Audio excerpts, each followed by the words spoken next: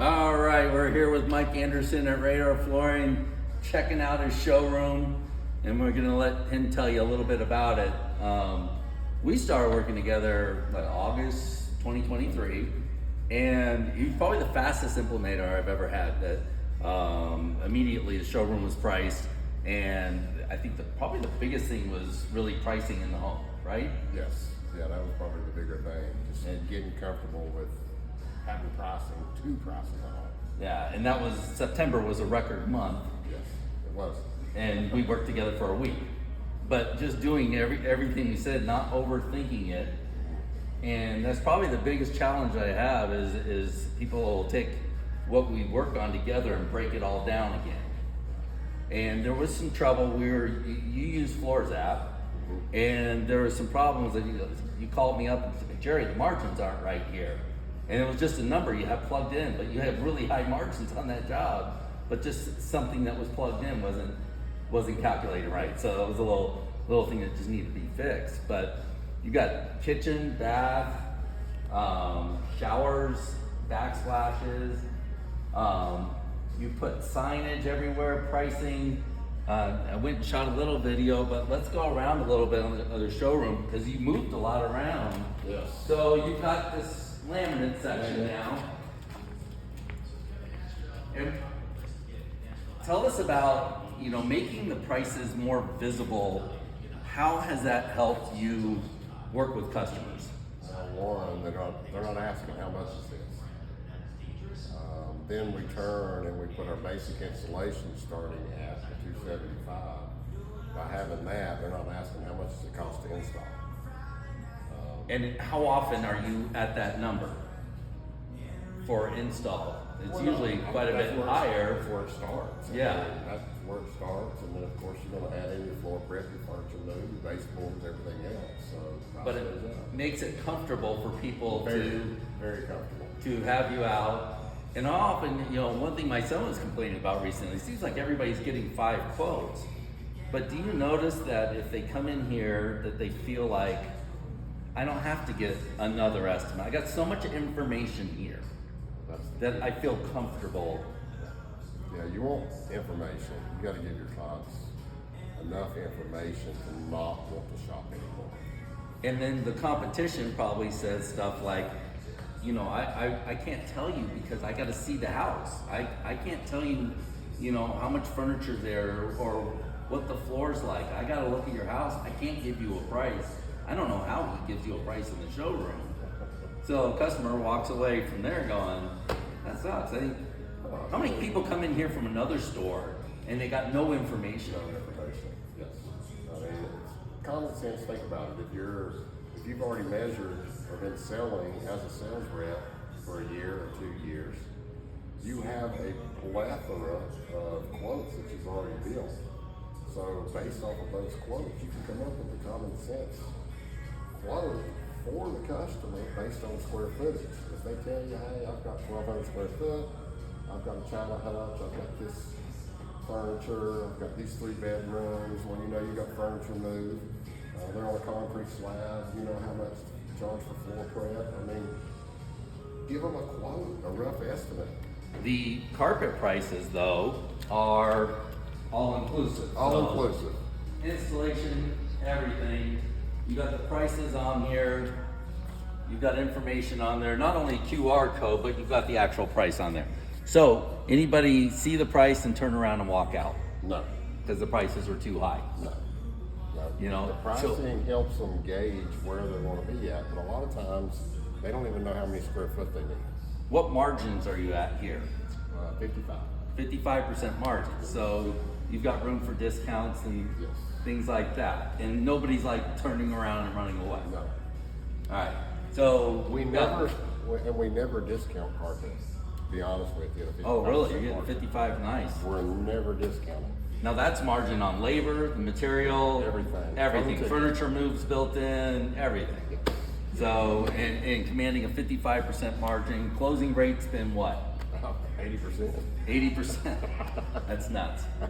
So usually when it's that high, people aren't tracking. But you track. You got floors out. You track. Carpet, if they're coming in looking for carpet, that's pretty much it's sold. All right, let's look at this over here. This is an experiment. I mean, we never really did this, and honestly, I'm not sure how it works out. I've gotten a lot of evidence about showers. Let's start there.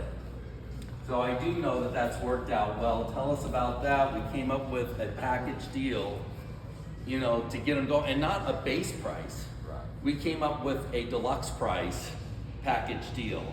How has that been selling showers with that process? Well, having the price, a lot of people's like, woo, $14,950 for a shower. This includes taking out an old tub to make it a walk-in shower. So when we say deluxe, that is our highest tile product that we have on the showroom floor. Now, if they pick a lesser tile, of course, it's going to come down in price, but it gives them a gauge to feel comfortable. This is the maximum we can spend. So I think the big difference is that they're not calling you for an estimate. Right. They have you come out to look over the project, see how things are going to go, how long is it going to take, all that stuff. It really changed the game. Change the game, big time. So, and then I don't know how backsplashes have worked. We've done this for quite a few people. Have you sold any backsplashes? We have, but it's not really been based off of the package that we have. Okay. Typically, they're already wanting a backsplash. So it's not been a really huge focus for us because we're selling backsplashes without them. Okay. So But what we did it's- is marketed it for one price up to 30 feet. We tried that with a few people, and I don't know if anybody's having great. I know everybody's been wildly successful with showers, but Yes. the backsplashes I haven't seen like a lot of evidence. But that's the thing too. How comfortable are you now? We'll go over the LVP.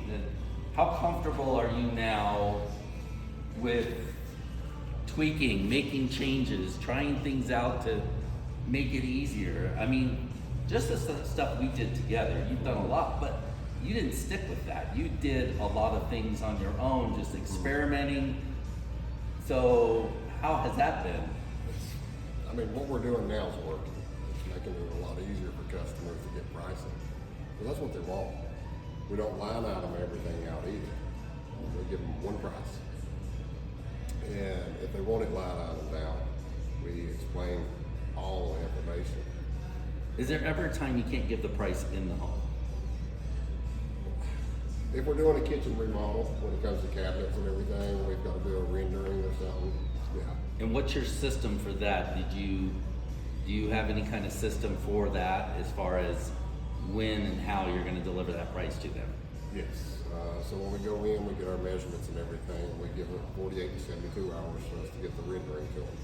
And once we get the rendering, then we go from there to get pricing. And then how are you delivering the price to them?